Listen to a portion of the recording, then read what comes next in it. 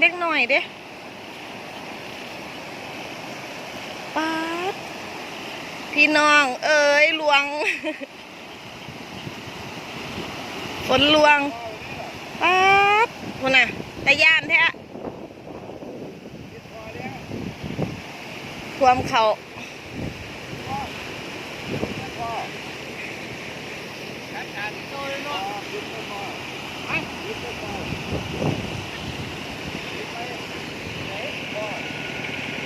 โอ้เก้าระวังรถเก้าน้ำลวง